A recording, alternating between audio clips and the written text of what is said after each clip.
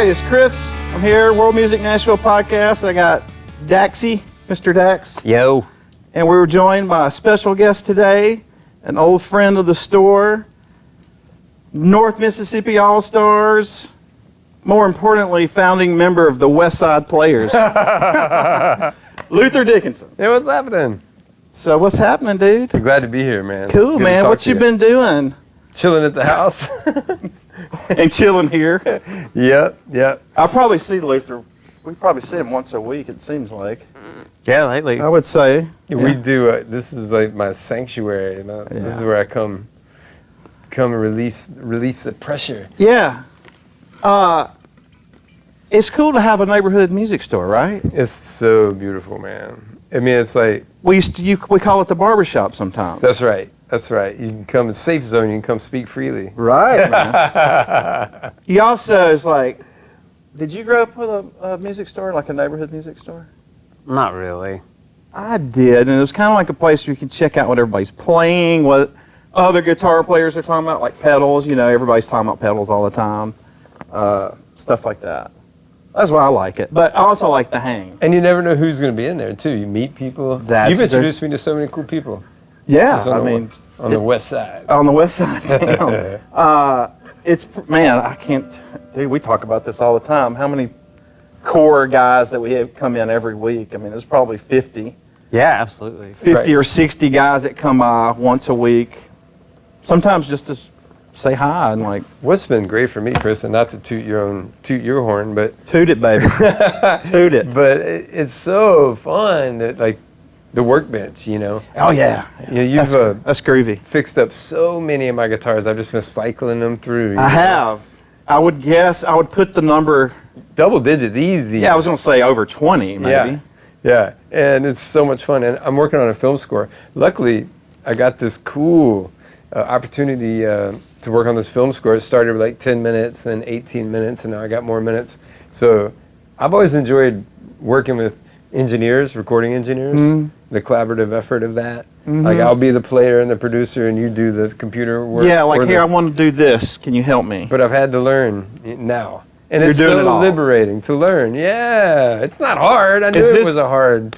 And you grew up in it too. Well, not home recording, but. Well, no, we were home recording, but at like an amateur level, you know what I mean? Yeah. It could have been more. Yeah, it's a funny thing. Our dad, my brother Cody, he plays drums. We play in a band together, and our father Jim was a great Memphis rock and roller and record producer. Absolutely. But he loved studios, and as a record producer, he taught us, that it was a funny hang up for us really, because it was like we were home recording, and we should have just been releasing those as like do it yourself. Just like Back whatever, then, just put it all out. And we did sell tapes and homemade releases later, but going to the studio was a big thing, you know. You could get your songs together, you practice, you go to the studio, and it was like a professional situation. And that was the infrastructure of my dad's whole life and career. Yeah. So we definitely grew up with that. And the relationship of producer, engineer, client, artist was very... it was interconnected. It was and protected. Like, oh, I see what you're saying. Yeah. Like if I was as a teenager, if I was in the studio with my dad and an engineer, and I was like, oh, I don't like that EQ. They were like, get away from me, sonny, you bother me. You know what I mean? I was like, yo, my guitar. Did you ever do that? Oh yeah, I still. Really? Wow. My thing on that. I mean, we're veering quickly. Yeah. That's what we do at the barbershop. That's true. But this is the way it goes now. If you record your guitar properly and it sounds great the way you like it, and you play into that sound, and that's your performance, and that's the sound, I'm not a fan of going into the mix and EQing it so it pokes out, because that's not the sound. That's not live. That's not the real sound. Right. Now, if you're a studio musician, and then it's just work for hire. But this is my project and my guitar sound, and then make room for the sound as I recorded it, and magnify it. Don't alter it just because you have all those. What was your home recording format when you were a kid? Tapes. like 4-track? Cassettes, baby. Well, as a young kid, I know this sounds crazy, but reel to reel, like 7.5 quarter-inch, 15 and 7.5 quarter-inch tapes. That was the thing before cassettes. Absolutely. I was born in '73, and I had a machine, and it was my favorite toy. I would just watch the reels. I have a reel-to-reel too. Yeah, man. And so reel-to-reel, and then cassette, 4 tracks. And I still have a Tascam 414 that I use. Sometimes a song, you're working on a new song and it won't do right, and you just gotta throw it on the 4-track, man, and bang it out. I love doing that. We talk about that from time to time. Like, I had an old 4-track, like a cassette, like a Fostex or something. Yeah. And that whole being a kid or whatever, or a teenager, and like trying to come up with your own way to record, and you're discovering stuff on your own, and that's actually a great way to learn. Oh, the best way. Because sometimes you can tell somebody how to do something, and until they experience or you go through the trials and tribulations of it, you don't really know what they're talking about. I think it's funny, back then it was so hard.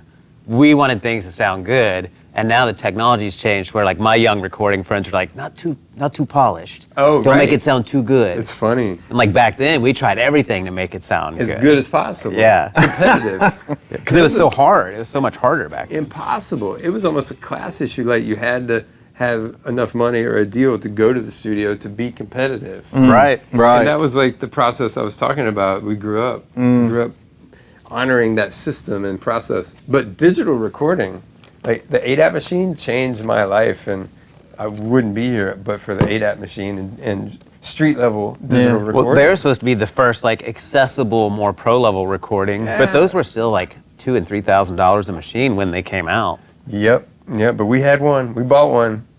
My mom actually sold her wedding ring. To get one? Yeah, Dad was like, wow. we gotta get it. Oh my God. But that's intense, man. But Wow. I remember what that ring looked like. But that Did you ever get the ring back? No, but that machine, our first record, got nominated for a Grammy. There you go. You know, we recorded it in a barn, and it changed my life completely. Wow. Was that thought of at the time as a step up from 2-inch even as a format? Well, 2-inch is such a luxurious game. It's expensive. The tape's expensive. Super expensive. You know, I mean, it's fun. It's a beautiful. It's like a hot rod car, you know, and to be able to work on it. But man, in Mississippi, we were making records on Walmart VHS tapes. You know what I mean? We weren't even buying the legit ADAT tapes. But it's funny because of the pandemic, I've had to learn to finally. My brother said I was just too lazy to learn. But I finally learned how to make proper recordings for myself on the computer, and it's so fun, and it's great practice. Like you said, when you get the 4-track part of it, it's amazing to be able to multi-track, but when you hear yourself back and you suck, you know? Mm-hmm. Oh, man, and then now, you know, you look at yourself on the grid, and like, you know, I'm either like a 16th note or a 32nd note ahead of the beat most of the time. I'm just like, oh, I suck so bad, you know? You scooch it back. Do you think it's just as fun, like the new recording styles, as the old recording styles? You still enjoy like MacBook as much as you did ADATs? Definitely. It's so much easier and faster now. You can get to it quick. And I've been so fortunate to have this film score to work on and just write music and sync it to picture. And it's Yeah, I was so going to fun. ask you, how do you do it? Like, do you watch this, do you have just stills, or is it like the actual movie? I've got a session file with the movie locked in. Yeah. And I'll study it and watch it and make notes. And then we talk about it with the filmmakers. We'll look at it and talk about it, and the filmmaker will have it. He's really got a great way with words. So it's really inspiring because he's very poetic the way he talks. So I'm just writing down what he says. Yeah. And then like, and then to answer your question before I go on a tangent, I'll record off I'll just record. And I'll just make music, and then I'll edit it, and then I'll sync it to film, and then edit it more. Okay. So that's kind of like an a interesting fun thing. process. Yeah, I don't like playing two-picture, like, oh, you know, oh, he's How does this opening the make me door, feel? you know. Yeah. I've done multiple scores like this, and I'm not the only person who does like that. So I'll record inspired by, and I'll write inspired by. And the cool part of that process is like I'll decide on parameters because I really believe in freedom and parameters. Is that the right freedom and limitations? There's the saying, Yeah. But I'm a big fan of that. And I'll like find some chords. Like, okay, well, here's 3 keys that I work in, or here's 3 modes or scales or groups of notes, really, because I'm making up tunings and scales. That's for sure. You do make up tunings. So all these crazy guitars that you fixed up for me have been so fortunate. And like I'm on another round now, and I literally like I'll pick up the electric guitar, and it'll be out of tune, like all the sympathetic strings. Mm-hmm. But I'm like, okay, what is that close to? Okay, and I'll write it down and be And like, just- well, what keys are actually in there? So I like embrace random elements. And so, That's okay, I got very C sharp cool. minor, G. I love the tritone, the flat Like, this is five. what the world's giving me right now. I'm just going to go with it. Exactly. Like this nylon. What is it? I'll pick it up and just strum it, and I'll tighten it up, and it's like, oh, wow, okay, I don't even know what it is, and just start playing. Because if I just pick up a guitar and start writing, it's not as inspirational to me as if it's like a new thing, and I'm just Sure. like, I don't know what it's going to say to me when my hands, you know what I mean? Yeah, absolutely. I totally get that. So I'll record music and then put it to film and scooch it around, and then I actually think I live my life that way. You know what I mean? I just, hey, this feels good right now. I think I'm going to do World Music Nashville for a little while. that's exactly right. Right, you know, it's the same thing. You got to follow your instinct. Right, right. We've talked about that before, I think. Maybe. Man, if you ever, they talk about, this is not about music, just about handling yourself. All right. But like, they say follow your gut, Yes. listen to your instincts and Absolutely. stuff. Well, I don't know Same about in you, but definitely with music. But with life, like, sometimes that's just a whisper. Mm-hmm. It's like, you know, you're about to go for a bike ride or something, and you're getting your gear together, and there's something in the back of your mind, will be like, Yeah, I get that. I try to tune into that. and it's just a Yeah, it's just some little feeling. breeze that blows by. Mhm. But I try to be aware of those, because sometimes if you don't, There's a lot of people disconnected from that kind of stuff. I got goosebumps just right then, because like, you can make bad mistakes. Yeah, It's like that. Yeah. Talk to Dax. A lot of, Do tell. Do tell. a lot of I'm mistakes. Rob's laughing. He knows what I'm talking about. Well, I love hearing about this process and the what you're doing with the movie soundtrack, which, I mean, dude, of all the people I know, I consider you like the working musician. Thanks. You know what I mean? I mean, Thank you. you definitely are a working, I mean, you used to like 150, 200 dates a year, and now, boom, nothing. Man, I put in some applications at like Dollar General and Costco I know you at told me first, man. We were talking about doing lessons, but Right. then before we could even start doing lessons, we couldn't do lessons. Yeah, you know? no, it's weird. But I was very fortunate about this film score. 'Cause Yeah, I was that's able to great. relax and focus. And, Yeah, man.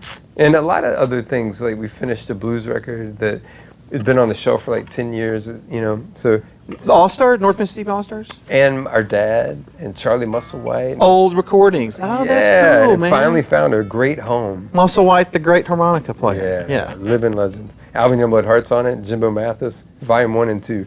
So it's been really great things. You've been productive, and obviously your family is very important, and you've been spending a lot of time with. Yeah, I've got 2 daughters. Two my wife daughters, and I. yeah. We live just around the corner. Yeah, man. And yeah, I'm really, it's just music and family and Yeah. music, and that's my whole life. And Well, dude, I mean, I had to cancel a podcast the other day because I just had a feeling that morning. Once again, I listened to my instinct, but I just had yeah. a feeling that it was going to get in some treacherous topics. conversations. Yeah.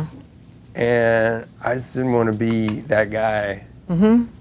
But I've done a lot of streaming performances, and I'm happy to sing protest songs. Actually, he has, because I actually watched one time. He didn't even know it was out there. Am I live? But I'll sing protest songs, and I'll run my mouth if it's in that, but I didn't want to. So you've done some streaming stuff? Yeah, a Besides little bit. like what I saw, you've done some other things? Yeah. So you've been, I mean, you were, like we all were, we were freaking out at the beginning. Yeah. I mean, I And I we may was freak too. out. We may freak out yet. Yeah, that's true. We don't know what's going to happen, but Have you ever not done music for a living? Was there ever a period where you You did know, something else or were tired of it or anything like that? my dad was a musician. All his friends were musicians, and I don't remember a time where I didn't know I was going to be a guitar player, even as a young kid. Before I even started practicing, I could just see it, visualize it, and I wasn't natural at it. did you take lessons? Yeah, as a kid. You did? But my dad was like, "You got to practice because you don't have it." You know what I mean? You're not. It's not going. My brother's a natural musician. Yeah. Played guitar, played drums at 5, 6, 7, and I was like, "Well, I'm gonna be a guitar player." I don't know about all that, but I've learned so much from my brother and my friends. But yeah, man, we took guitar lessons in Memphis at the local Sure. Strings and Things, Yeah, the yeah. Memphis shop. Your local shop. And had a great jazz guitar player in Memphis, Ed Finney, taught me how to play over changes, which really came into play with the Black Crows, because Sure. some of those chord changes are so out that sometimes you can just play blues over them, but you do have to have more of a jazz mentality Sure. to navigate some of those, at least the way I play. And then Sean Lane, man, was an awesome guitar teacher in my teenage years. See He was the just shredder guy? virtuoso. Oh, you took Yeah, lessons from Sean Lane? Yeah, Oh, in that's Memphis. awesome. Yeah. That's really cool. And we played with Sean. Our teenage band, DDT, backed him up on local gigs. And we had to learn his music. And it's funny because we never pursued playing like prog fusion like aggressively again. But having to learn that music, it taught me how to learn and how to really like study and listen to. Like the next thing I got into was Mississippi Fred McDowell, and which is like microtonal slide guitar finger picking. But because Sean had taught me how to really dissect and learn music, I was able to get into Fred McDowell. That's really You know what I cool. mean? Because you have to learn how to learn, Right. especially if you're not. You know, If you're not naturally. speaking of which, like watching, down here you get the word on the street at the local music shop. You do. And you turn me on Bukovac's homeschooling. That's right. Shout out to Tom if Tom! you're watching, buddy. Thank you for all my buddies and I, man, we just enjoy watching your whole trip so much. And And you got to come do this with us. But Tom has have you seen it? I've seen one episode. Yeah, he's got a cool YouTube channel. It's called Homeschooling, and he's great, and it's just phenomenal. Highly recommended.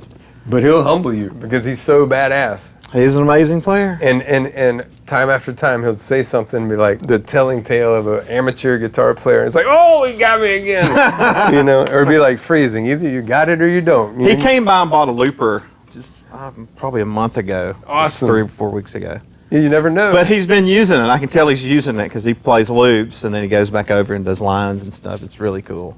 I've been practicing tom licks, man. It's funny, but it's been a good influence because I've been finger picking forever, but like to grab a flat pick and like try and get it together, like Tom's process has really been helpful and fun. Right.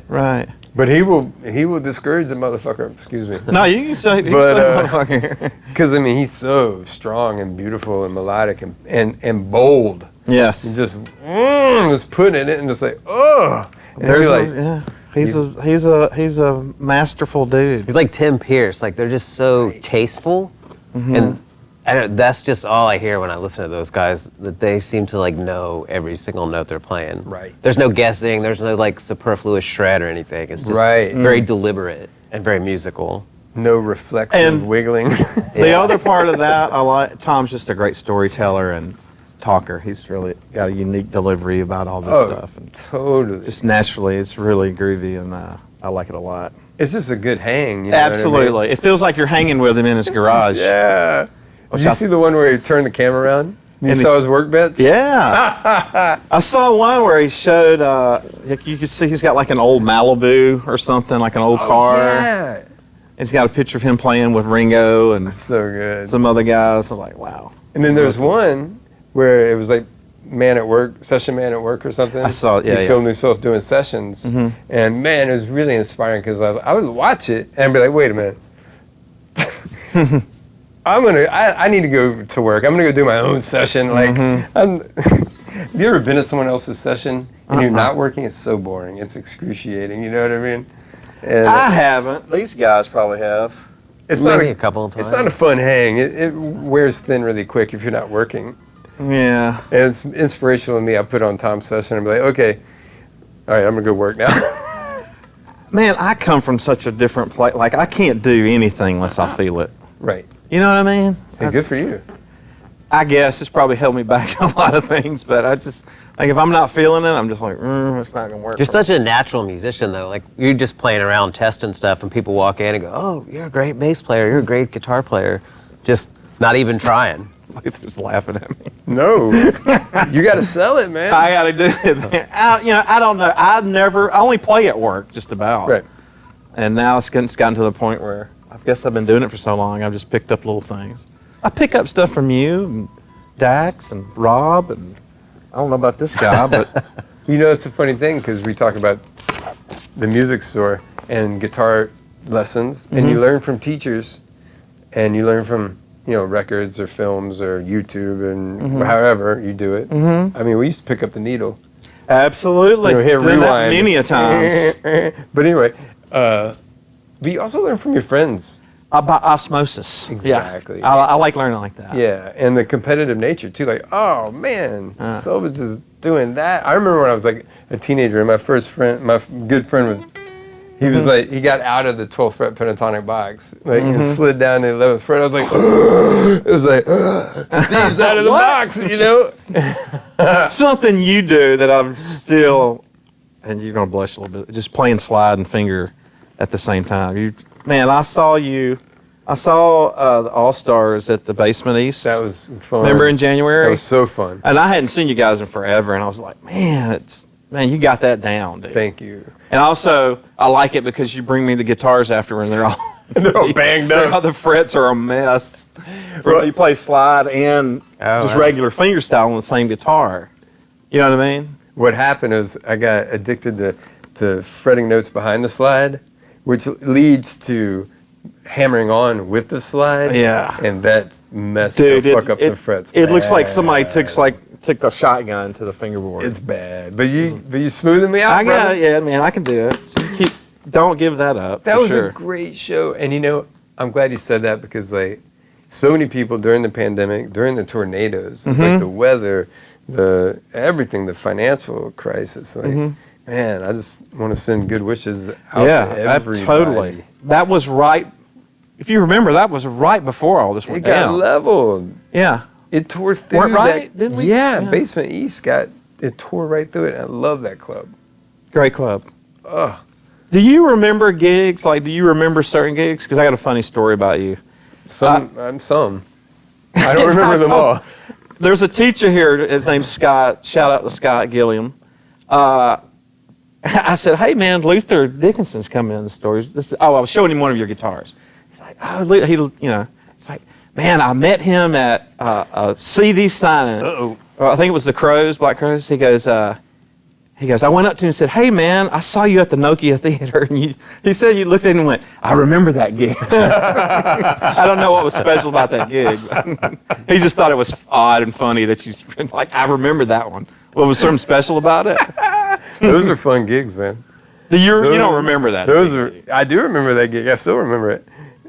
Those were fun gigs, but it's funny because that was like a 5-night run, so it could have been any one of five. But what are you gonna say? Yeah, I know. Yeah, I know. I just thought it was funny. It could have been a lot worse.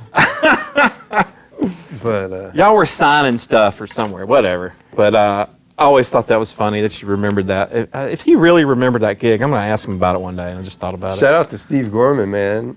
Gorman, yeah. Oh, man. Gorman lives in town, right? Yeah. And he wrote that book, man. I texted him. I was like, the Black Crows book. Oh, okay, yeah. Hard to Handle, The Life and Death of the Black Crows. I know a little bit, but do you know anything about that? Nothing. He's telling it all. But I think that this is volume 1. I think that he's got more stories. Yeah, I think that he's a fantastic drummer, man. He turned it into the editor, and it was like 600 pages long. And the editor was like, "What the fuck?" And Gorman's like, "Oh, I didn't even write the good ones." Wow, it's awesome. But I texted Gorman. I was like, "Dude, I've never been nervous before. What a friend of mine may or may not have written about me in a book." Did he write about you in the book? I got off easy. Yeah, it was all good stuff. It was pretty good. Yeah. Yeah, good. Yeah, very good. I gotta find this book now. I didn't know about that. No, I'm just like a footnote. Just a blurb. You know? Yeah. You didn't do that gig, but like a year or so, right? Oh no, man! We recorded Warpaint in 2007, and then the last gigs I did with the Crows was in 2011. Yeah. Wow, I didn't know that. Yeah. So we had a long run. We made Warpaint, Before the Frost, After the Frost, Before the Freeze, and also a movie going along with that called Cabin Fever.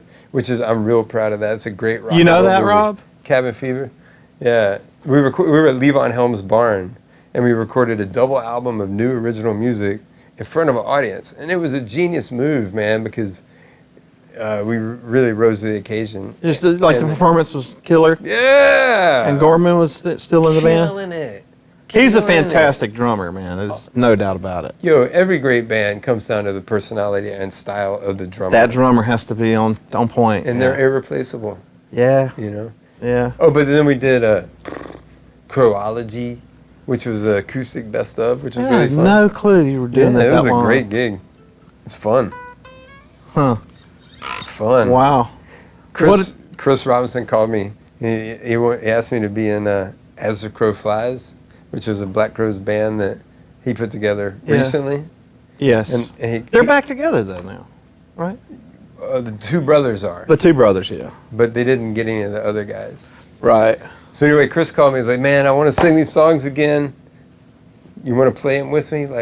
And I was like, "Wow, we hadn't spoken in years." And the first thing I said was like, "Would you call Gorman?" Oh, Jesus. And he was like, "No." I went, "Yeah, I'm out. Yeah. Can't play that music without Gorman." Yeah. Wow, I didn't, as long as I've Gorman. known you, I've never known you. Yeah, Steve, you're right, brother. He's got a radio show, or did have one, or He's a smart dude. smart guy. That's interesting. I met Rich. I signed a confidentiality clause, but all the For stories what? for Black Crowes stories. But everything I'm saying now is after I left, so I'm good.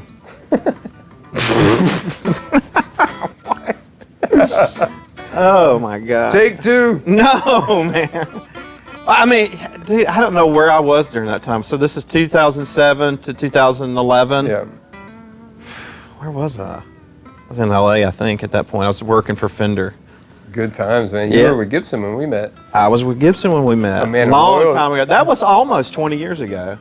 It was, right? Like 2002. It was the first year you guys, I may have been the first Bonnaroo.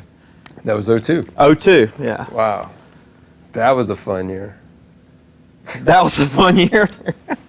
2002. I remember that one. Yeah. And you guys played there the next year too, I believe, right? Yeah, we did 3, 4, 5. I can't remember. Yeah. 2, 3, 4, and then 7, I think. Something like that. We Yeah. played a lot of Bonnaroos. Yeah. So fortunate.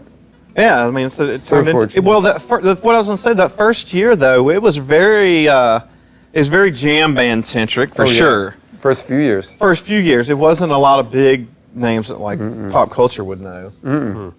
No Metallicas or What's this, Bonnaroo? Bonnaroo. The first ones were like, I think like Widespread Panic was maybe the biggest band or something like that. Yeah. Yeah. It was that kind of It stuff. was a great festival. Tame Impala. You asked me before we started if I still enjoy music, and that's been one great thing about being home is that Been discovering new stuff? yeah, just being able to listen to music for fun, have the time and the brain space, Yeah.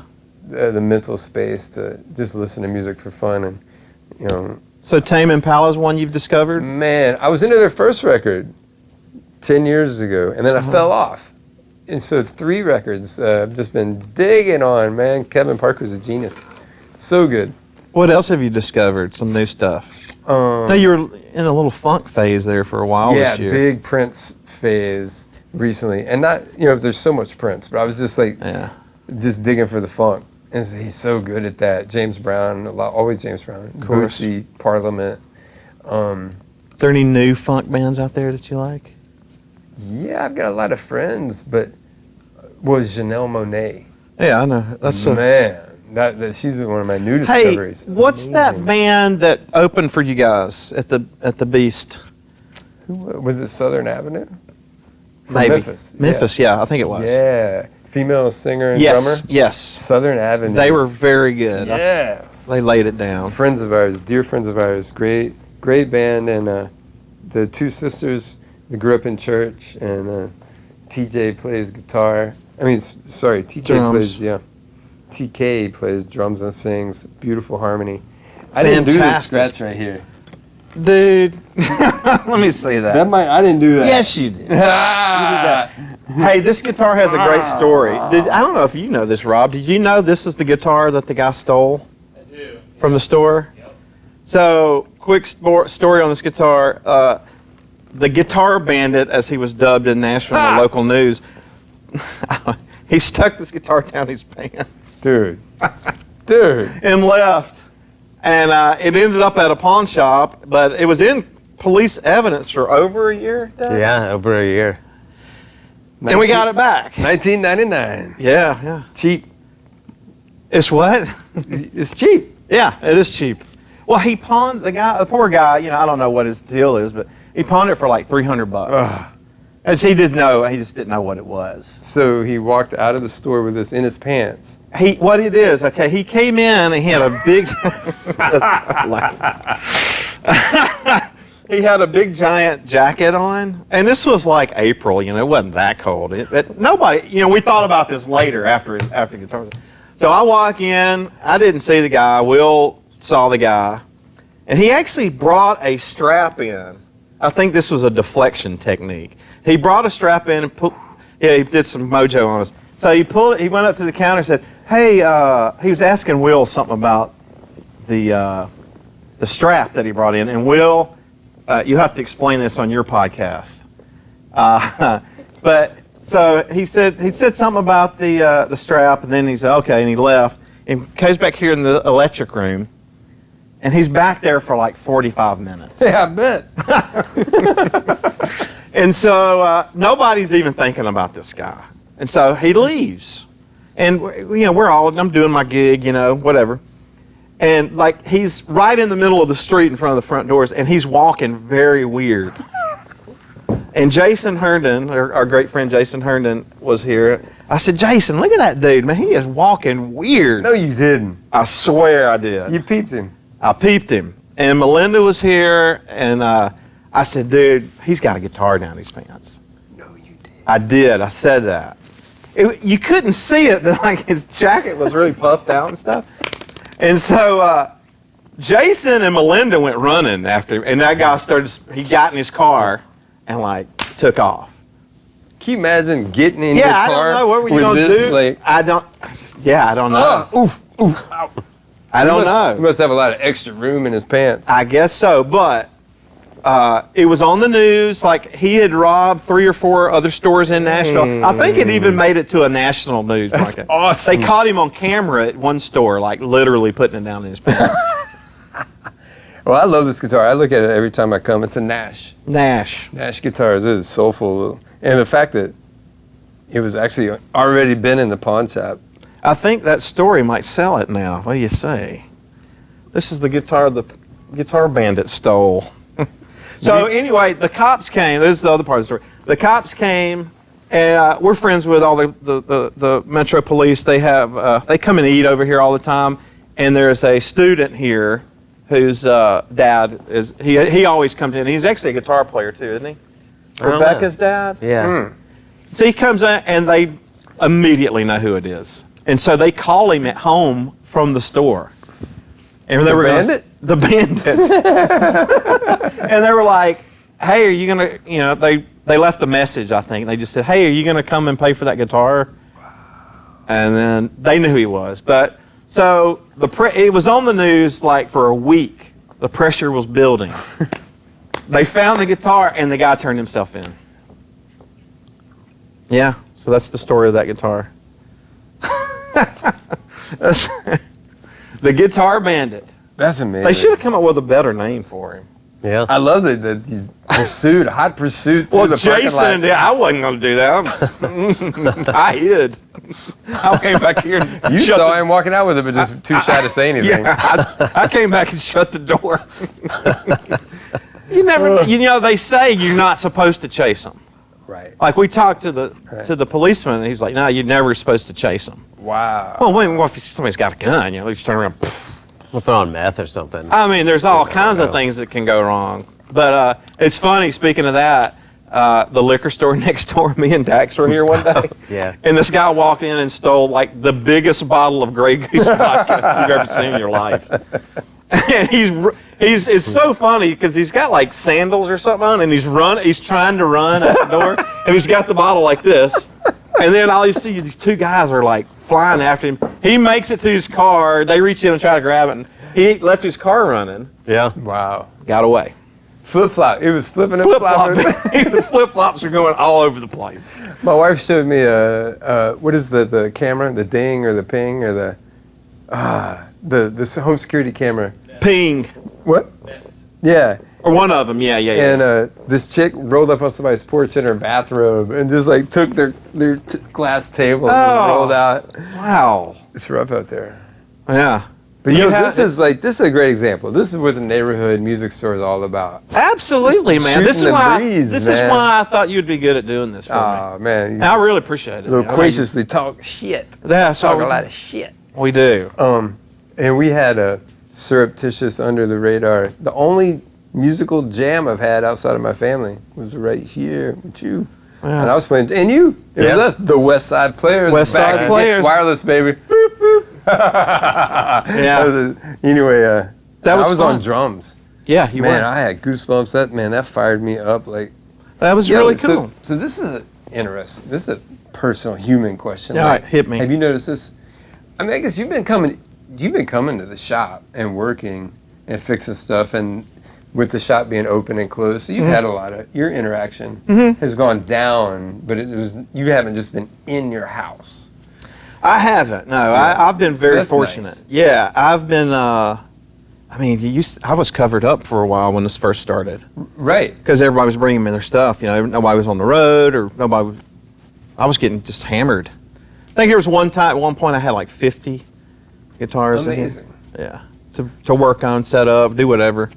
Well, I won't phrase it as a question, but what Yeah. I've noticed for me, two things, is that being at home for this long, one is like, as a traveling musician, every day is more stimulus. You know, you gotta get some coffee, you gotta hit the road, you gotta Sure. get to load in, you gotta Sure. set up stuff, you gotta talk to the promoter, you know, blah, blah, Deal blah, with all blah. of The income, you gotta write set lists, you gotta do the thing. It's a lot of incoming stimulus and information every day, and Sure. it's repetitious. And that, therefore, you don't really remember every show, you know what I mean, and everything. And you don't dwell on any of them. It's like next, Yeah, next. it's just next. totally in the moment, the performance anyway, for Yeah, sure. definitely. And then preparation, like, okay, well, the hotel's 8, you know, blah, blah, blah, blah. Right. So what I've noticed is that, like, it's odd, like memories. Like, You're getting memories back? just memories, random vibes of, like, walking down some street in some place I don't even remember, or some shop or some coffee That place. is or very some interesting. moment. It's just, like, being open to memory. It's memories. Yeah, you're like, your getting- mind is like, it's bizarre. That is interesting to hear from you, especially. And then the other thing is, like, I was never been a big, like, Goosebumps guy. I know Eddie Van Halen talks about Goosebumps. And everybody talks about Goosebumps. And stuff. It was never really big in my experience. And now you're getting them? You find yourself open to it Just maybe now. open. Yeah. Yeah, I get goosebumps from time to time. Just open. Yeah. Conversation, music, or We talk a lot. Yeah, I mean, we definitely, I mean, in our conversations, we talk about a lot of stuff like this anyway. This is a perfect capture of what we think do around here. Yeah, we got warmed up. You know what I mean? Absolutely, man. But yeah, I think that's very interesting. That right now you're out of the loop with your normal stuff, and now you're discovering things. And like, and I bet you're appreciating them, like these things that your memories are getting flooded with things you remember, and it's it's nostalgia. I It guess makes it's me called. glad that I don't know.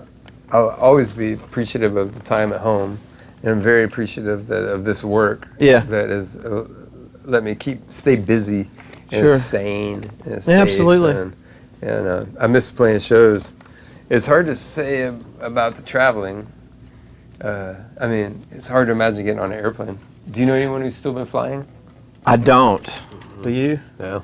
I think a couple of people have come in, not on a schedule, but I think probably the thing too you miss, and you told me this one time, is just the collaboration with your buddies. You know? Yeah. I'm sure you miss playing with your brother and Definitely. Jesse, your bass player. Any number. Anybody. Of course.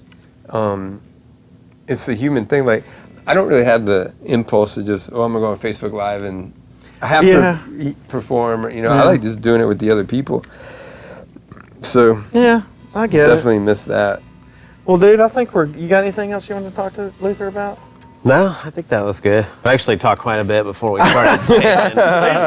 These guys talked for like 30 minutes before we started. Looking for a lighter. Yeah, excellent. Yeah, go, Rob. Rob's always got good questions. Cool. So Luther, if you don't know me, I'm kind of a gearhead. So He is. you have been playing guitar for a long time and played with a bunch of different people. What would you say are your desert island pieces of gear? Ooh, that's a good question for this man. Man. That's a tough one, dude. And let's narrow it down. You have to be able to take it with you on a backpack on your person. Yes. I mean, it can't be like, oh, my SSO. Right. You don't travel with more than you can carry. You know, can I have a double gig bag? You know, that would be dope. Yeah. So yeah, I would definitely love to have a computer, especially now that I know I can. I was really slow getting into the recording game, and so maybe like a little Apollo and a computer, and then I would definitely have some sort of probably my 125. My Gibson 125 that I played with the Crows on the acoustic stuff. Because it's the best of both worlds. It's an old... It's just one pickup, isn't it? Yeah, and that's all. I'm a neck pickup guy. Mm-hmm. And I love the P90s from the 50s. I love the way the electronics respond. Because if you get a dirty amp, you can clean it up and turn it down, just like so much air and dynamics. And you can get as fuzzy as you want and then clean it up just right there. And for my personal like finger picking slide guitar or flat picking, some sort of old Gibson box would probably be semi-acoustic, you know, so you could play without, but then also plug in maybe. Because I'd be plugging into my computer. It's crazy the sounds you can get plugging into your computer these days. It's nuts, and I A/B it, you know, and sometimes it just depends. Do you just go straight in? Yeah. I mean, I'll go through a preamp. I have an API preamp and then line out into straight in. And you know, an API is a classic guitar preamp anyway. So that's a really good tone. And I have plugged straight in the Apollo too. It's nuts how good it sounds. And they respond so well. So What about pedals and stuff like that? man, I would want to have like a good some sort of microphonic tuner, strobo tuner. But I'm not a big pedal guy. Maybe just a small tube amp. I tell you what, that would be what I need. When you see him play live, and I like to talk to him about this. He is constantly turning. He has like My head is up mounted close to him, so he's not so much on the pedals just for like delays and stuff. But he's constantly turning his knobs, So I get my even in the middle of the songs. Oh yeah, I've got my reverb, tremolo, and preamp. Like literally right here, microphone, boom. Because I got a clean amp and then a dirty amp running at the same time. That's the way I like to roll. And I'll be riding the preamp depending on how much sustain or saturation I want. And then the reverb or the tremolo speed. So I just set it up where I can just be singing and tweaking at the same time. And it distracts some people, and I dig that too. I think it's hilarious. I got the long speaker cables, man. That was freedom right there. And then my last question is, since we're in this time of COVID and all this kind of stuff, what is your advice to maybe the musician who wants to make a living in music today? Do it yourself, man. Like, you know, we were talking about how the digital revolution brought recording technology back to the street. You know, much as like in the 50s and 60s, like Sam Phillips and Stax, they were just guys who had recording machines. Well, now digital is like Buddy Miller said to me recently, the gear and the sound isn't the problem anymore, you know? And you can totally, ever since MySpace, you know, et cetera, you can bypass the middleman, YouTube, you know? Just do it yourself. Yeah, just like get Mike. out there and just completely do it yourself and get it out there and don't. I think intention is transparent, and if your intention is solely, well, I got to make some money, that's you know, that maybe isn't the most attractive thing to feel. But if you just have beautiful. Or if you just have songs that communicate, music that communicates. If the intent is pure, or not. yeah, it doesn't. You know, I mean, as long as it communicates, if other people want to hang out. You know, I think in this day and age, that's it, man. Just go.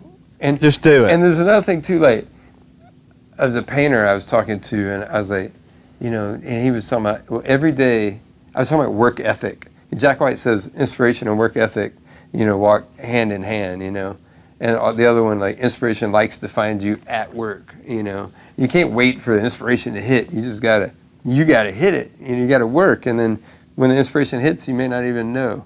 But this painter was saying that, like, every day he'll, at least he'll walk into his studio, just He might turn around and walk back out, but exactly. At least give it a shot. give it a shot. Just yeah. go to work, do a little work every day. I like the concept of a little work in a bigger picture, like putting just a little time every day into something that will eventually come to fruition. So just get it out there and do it. And I'm not trying to cop out. It's really an amazing freedom that we have in this day and age. Sure. It's crazy. Mm-hmm. And I'm terrified too. I would love to do like YouTube spiels on guitar and playing and stuff, but Bukovac does it so good, man. it's I'm hard like, to I do can't when do you it watch now. him do it, Yeah, I yeah. would just be like watered down boot. Watered down boot. That's good. I'll tell you a piece of gear I would like to have is his, what's that little Gibson that I like so much? Oh yeah, The little one? with the 390. The 390. That's my favorite guitar, man. That's I love that guitar. You remember that Memphis guitar? Memphis was putting out some really nice hollow bodies. Oh, I love that guitar. Maybe I'll see it again one day. Shout out to all my Gibson people. I love y'all. Memphis, Mike Volts. It's your buddy. Yeah, dude, and Jim and everybody, but they don't do it there anymore. Everybody's here. Everybody's back in Nashville. Yep. Yep. So, all right. Dax, you got anything? I'm good. You're good. Hey, good one. stay safe. Stay Stay sound. safe, everybody. Be nice. Remember the Be golden nice. rule. Yeah. Treat others as you'd have them do unto you. Is that the golden rule? It's something like that. All right, guys. It's a wrap. It's done. We're done. I'm out.